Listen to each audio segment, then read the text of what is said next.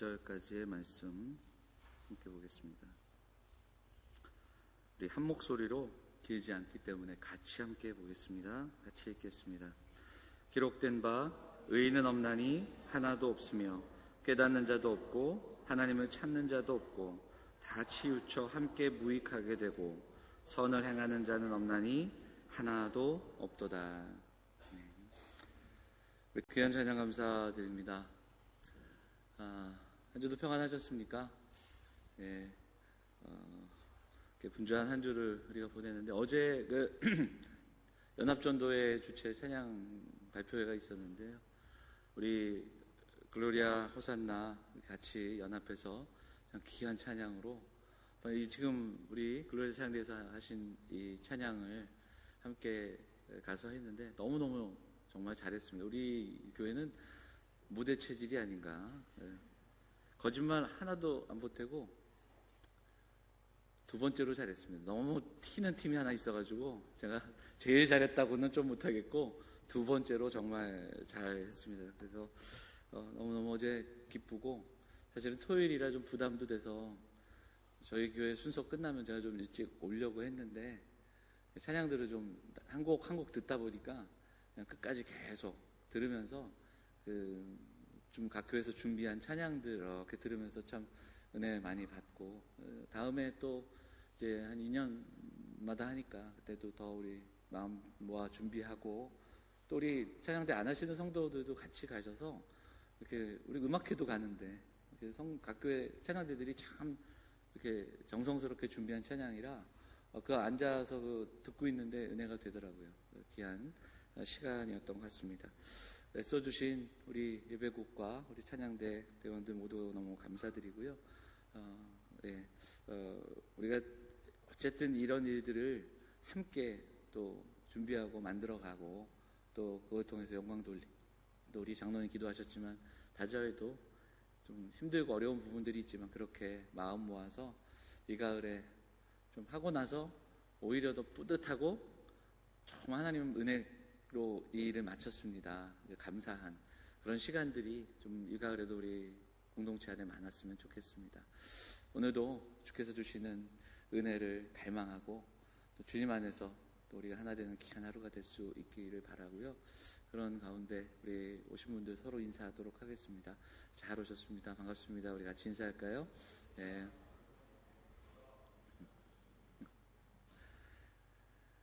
오늘 본문 말씀 의지해서 지난주부터 우리가 좀 나누고 있는 칼빈주의 교리강에 우리가 오늘 이제 본론적인 부분에 있어 첫 번째 시간 전적인 부패, 전적인 타락에 대한 이야기를 좀 나누도록 하겠습니다.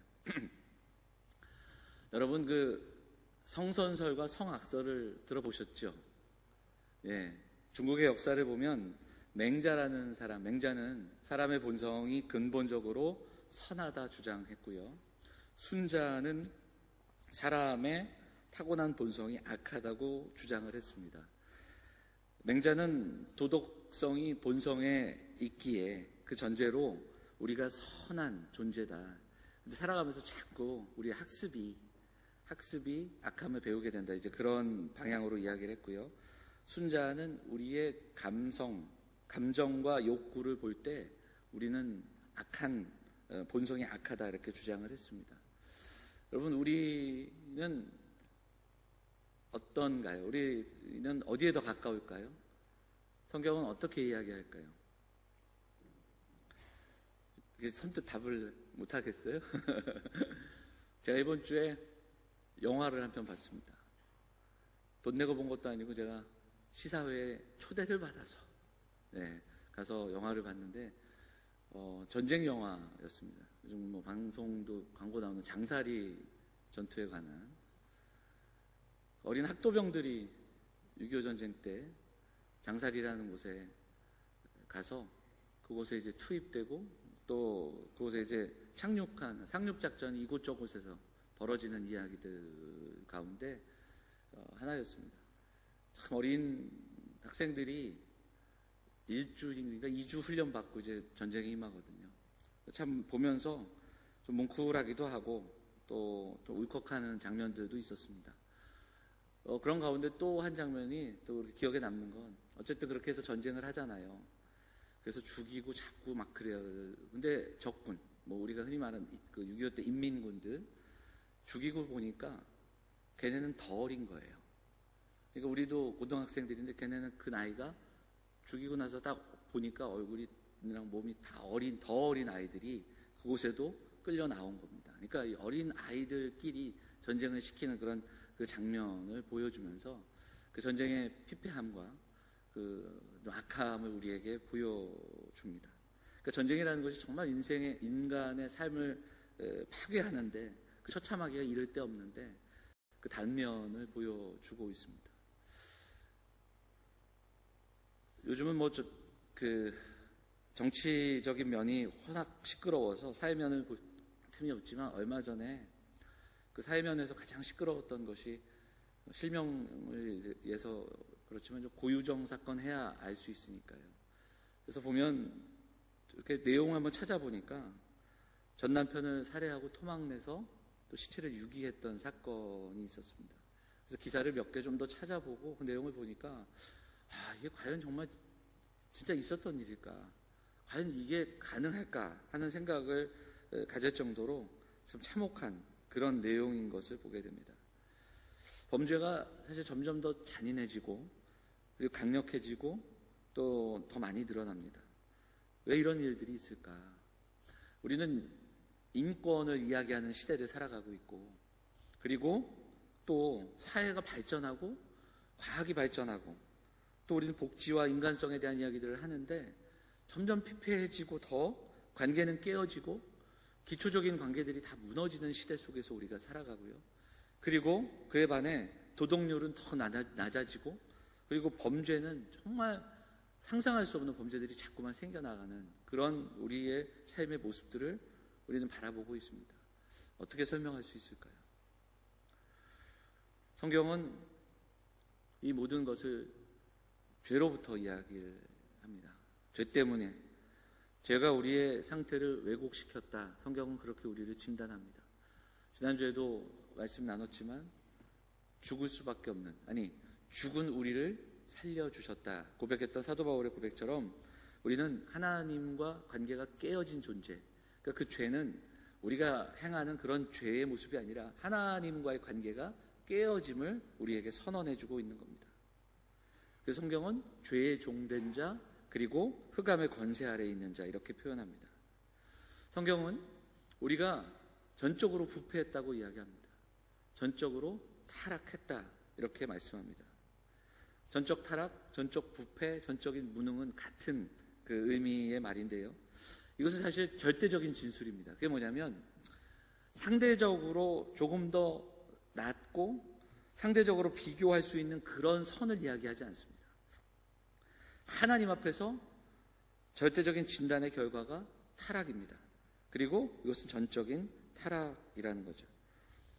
자, 그럼 죄는 어떻게 시작이 됐는가? 우리가 잘 아시다시피 창세기 3장부터 나오는 본문을 보면 하나님께서 창조하신 때에 아담에게 동산 각종 나무의 열매는 임의로 먹되 그러나 선악을 알게 하는 나무의 열매는 먹지 말라고 말씀하셨습니다. 그러니까 사실 그 1장부터 이렇게 내용을 보면 하나님은 특별하게 아담을 창조하셨습니다.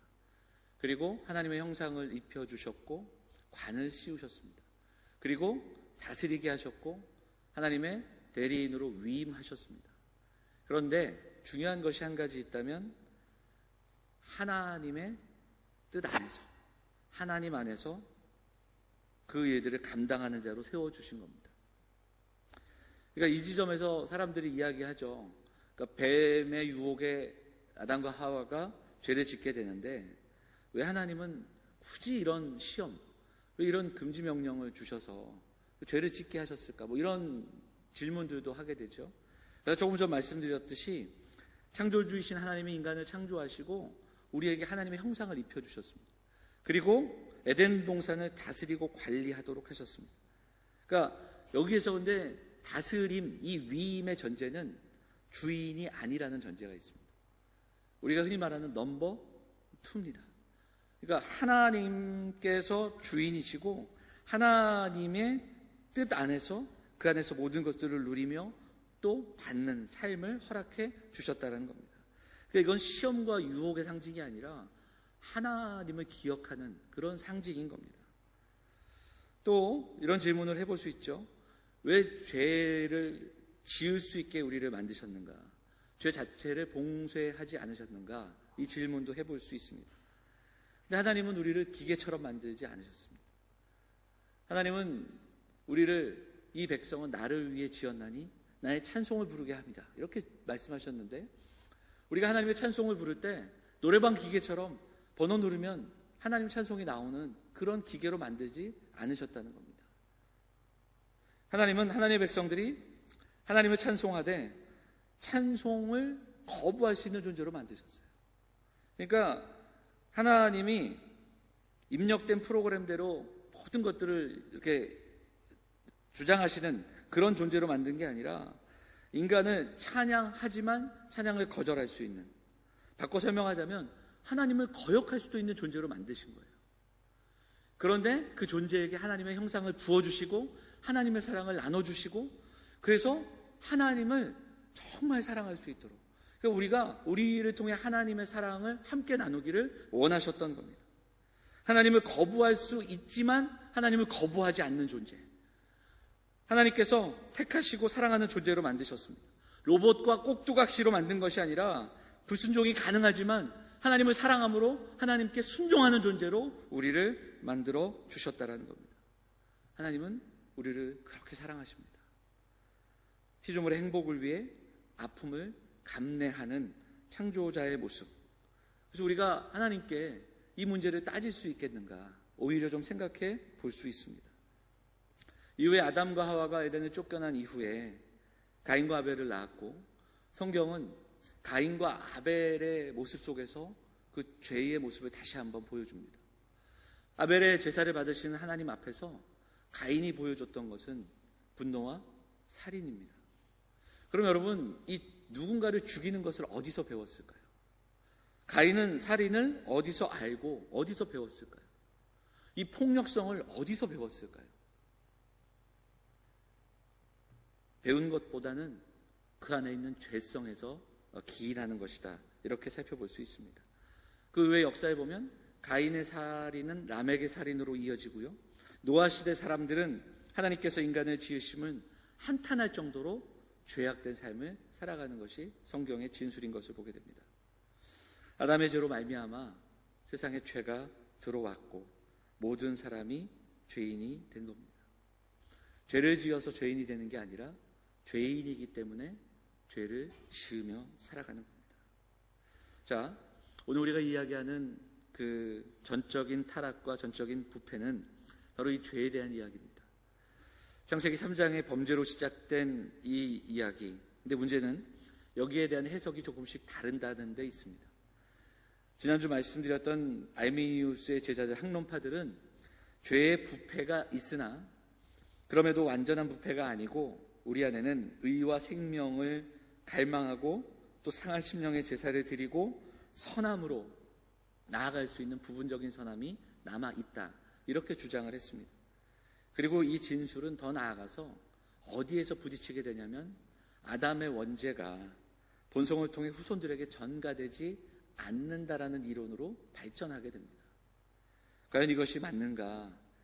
도르토웨이를 통해서 이 학론파의 부분적인 부패의 진술은 잘못된 진술로 결정이 되고요, 아담의 죄로 시작된 죄는 우리에게 전가되고 그리고 우리는 전적으로 부패했다, 이 고백이 바로 도르토웨이의 고백이고 또 이어지는 모든 신앙 고백서의 고백인 것을 보게 됩니다. 자, 이후에 우리가 좀 더 잘 아는 신앙 고백서의 내용을 좀 한번 살펴보도록 하겠습니다. 웨스트민스터 신앙 고백서 9장을 한번 보도록 할까요? 함께 보겠습니다. 한번 볼게요. 자, 한번 읽어볼까요? 같이 읽겠습니다. 시작. 죄의 상태에 빠진 타락에 의해 인간은 구원에 수반된 어떤 영적인 선을 행하고자 하는 모든 능력을 완전히 잃어버렸다. 자연인은 선을 죄로 죽어 있기 때문에 준비할 수 없다. 이게 웨스트민스터 신앙고백서 9장의 내용입니다. 자, 모든 능력을 완전히 잃어버렸습니다. 그리고 우리의 힘으로는 회심할 수 없다. 이렇게 말씀하고 있죠. 다음 한번 볼게요. 웨스트민스터 대교리 문답에 나오는 내용인데요. 같이 읽겠습니다. 시작.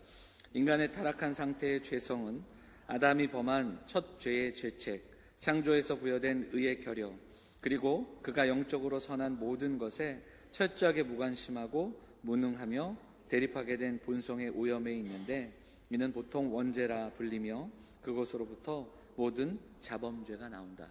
이렇게 정리하고 있습니다. 오늘 우리가 나눈 로마서 3장이 이 이야기를 들려주고 있는데요. 바울도 이 이야기를 합니다. 뭐라고 이야기합니까? 의인은 없나니 하나도 없다고 이야기합니다. 예, 도덕적인 본성의 타락을 이야기하는 겁니다. 깨닫는 자도 없는데 하나도 없습니다. 죄에 물든 지성을 이야기합니다. 하나님을 찾는 자도 없습니다. 하나님을 향한 의지가 상실된 겁니다. 그래서 로마서 3장의 진술을 따라가면 어느 누구도 하나님을 알 수도 깨달을 수도 없는 겁니다. 찾지도 않는 겁니다. 하나님 앞에서 의를 이야기할 수 없는 겁니다. 하지만 오해하지 말 것은, 우리가 전적으로 타락했다 하더라도 우리가 알고 있는 선한 행위는 충분히 할 수 있습니다. 그러니까 일반적인 선행이 가능하죠. 선과 악도 분별할 수 있습니다. 그러니까 기독교를 믿지 않는 사람도 선하게 사는 사람들이 분명히 있잖아요. 예수를 믿지 않아도 선행을 실천하며 사는 사람들도 있습니다. 그러나 지금 우리가 이야기하는 부패와 그리고 선함과 의는 우리가 그렇게 일반적으로 행하는 선행 이런 이야기를 하는 게 아닙니다. 먼저는 하나님의 기준에서, 하나님의 선함에서, 하나님과의 관계에서 선하지 않다라는 겁니다. 절대적인 진술이고 절대적인 선언입니다. 모든 사람이 똑같이 방탕하고 죄를 짓고 부도덕하지는 않습니다. 양심적이고 도덕적인 사람들도 있습니다. 그러나 성경은 모두 죄 아래에 있다, 이렇게 진단하는 거예요.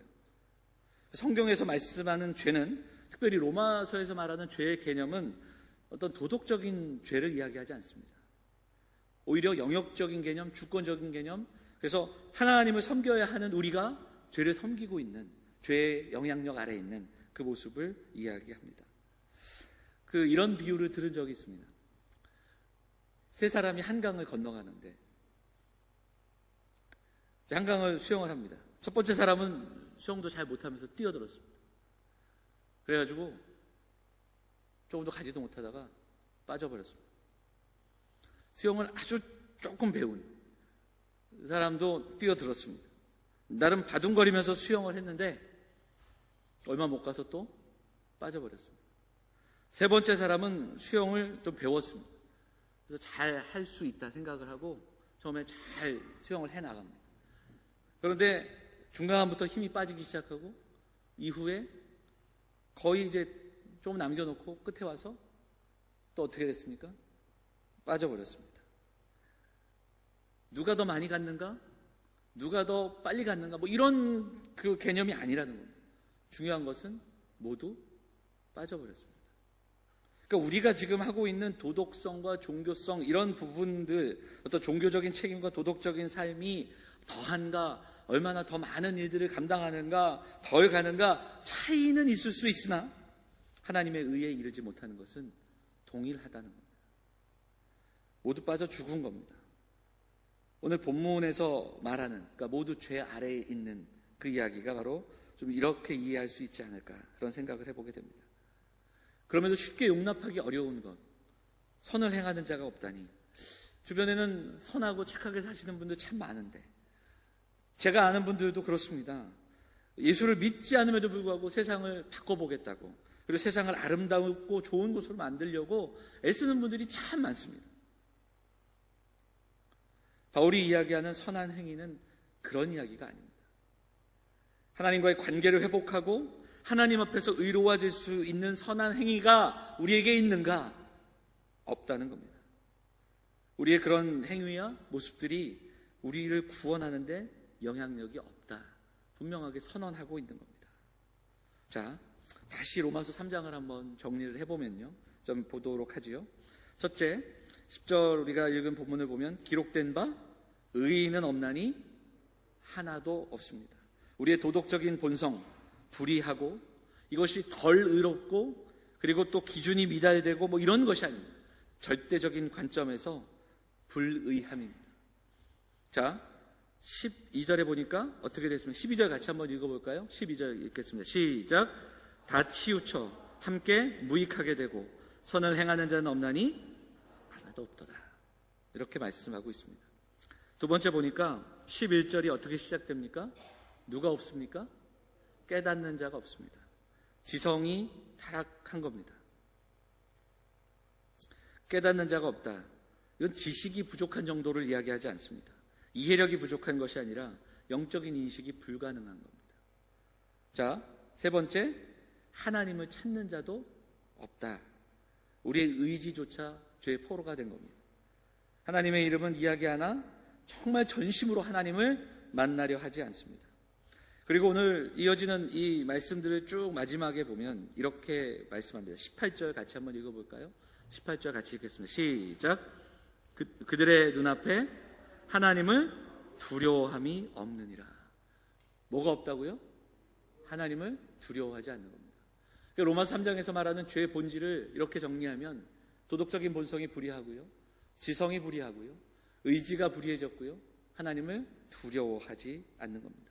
이 네 번째 하나님을 두려워하지 않는 이것을 메시지 성경에 찾아보니까 그들에게 하나님은 안중에도 없다, 이런 표현으로 들려집니다. 이것이 우리의 상태고 그리고 죄의 모습입니다. 여러분, 그럼 우리는 어떻습니까? 그럼 절망뿐이지 않습니까? 도덕적으로, 지성적으로, 의지적으로 타락한, 그리고 하나님을 두려워하지 않는 우리들의 죄의 모습. 그런데 이 전적인 타락이 절망으로 끝나지 않는 이유는 전적으로 타락했기에 우리에겐 전적으로 하나님의 은혜가 필요한 겁니다. 그러니까 전적인 타락은 전적인 은혜를 깨닫게 해줍니다. 그래서 하나님의 은혜가 은혜임을 바라보게 되는 겁니다. 오직 은혜임을 깨닫게 되는 겁니다. 결국 하나님을 만난 사람들, 하나님을 찾는 사람들, 하나님을 찾게 될 때 그들의 고백이 가장 먼저 고백되어지는 고백이 무엇입니까? 내가 죄인입니다. 이것을 깨닫게 되는 겁니다. 주여 나를 떠나소서, 나는 죄인으로소이다. 이 고백이 먼저 고백되어지게 되는 겁니다. 또 무엇을 깨닫게 됩니까? 우리가 애써서 하나님을 찾아가고, 우리가 믿고, 우리가 확신하고 다짐하고 우리가 하나님을 찾아가는 것이 아니었음을 깨닫게 되는 겁니다. 하나님을 알 수도 없고 그리고 하나님을 찾는 이가 없는데, 그런데 우리가 지금 하나님을 알고 하나님을 믿으며 예배할 수 있는 건 하나님이 우리를 찾아와 주셨기 때문임을 깨닫게 되는 겁니다. 우리가 먼저 믿은 것이 아니라 하나님이 우리를 택하여 주셨음을 깨닫게 되는 겁니다. 하나님이 우리에게 믿음을 주셨음을 우리가 깨닫게 되는 겁니다. 사랑하는 여러분, 의인은 없나니 하나도 없습니다. 깨닫는 자도 없고 하나님을 찾는 자도, 하나님을 두려워하는 자도 없습니다. 하나님이 안중에도 없는 사람들이 있습니다. 그것이 이 땅의 죄의 주소입니다. 그런데 우리는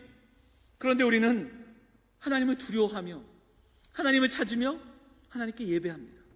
이게 어떻게 가능합니까? 하나님이 우리를 찾아오셨기 때문입니다.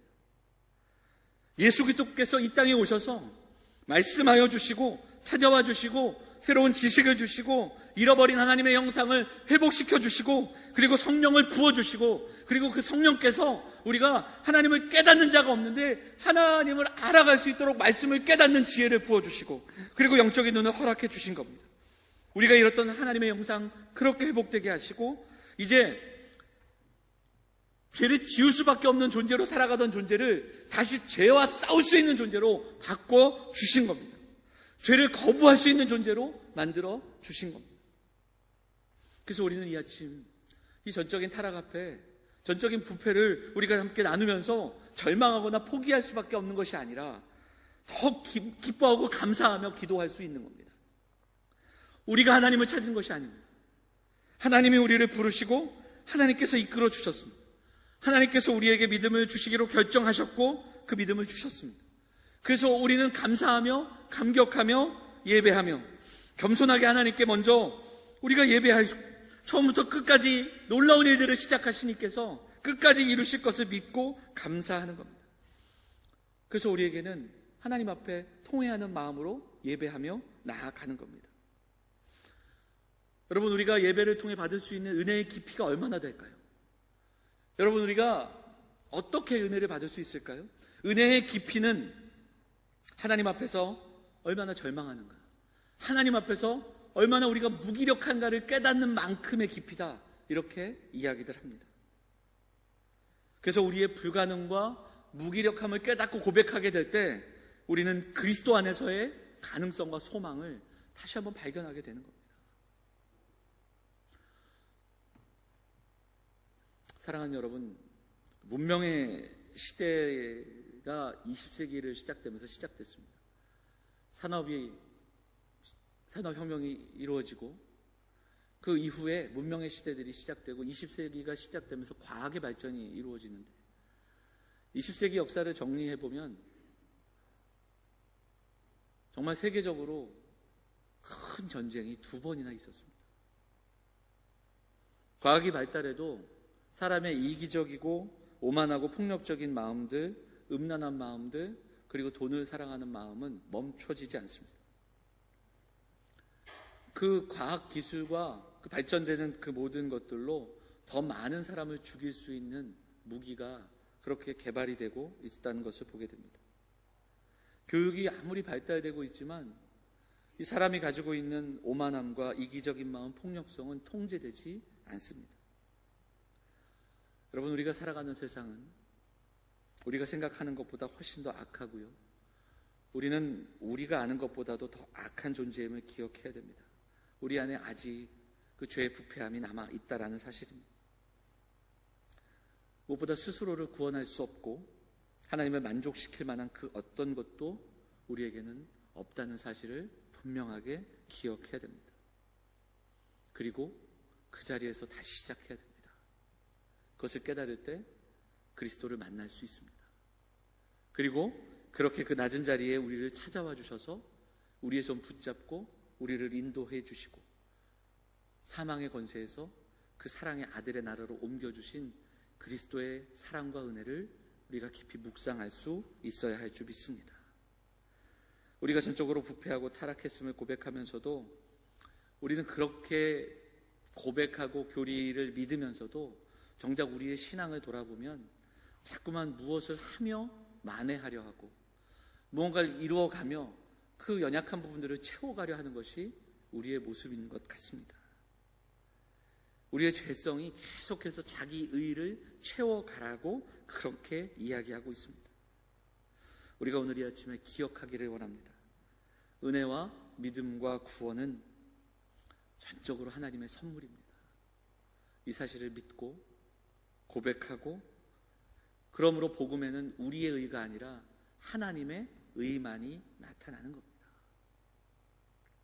우리가 할 일은 이 시간 빈손 들고 주 앞에 그리스도의 은혜, 그 은혜를 다시 한번 구하며 우리의 빈손, 우리의 빈잔을 오늘도 하나님께서 채워주시기를 소망하며 기도하는 사랑하는 성도들 다 되시기를 간절히 소망합니다.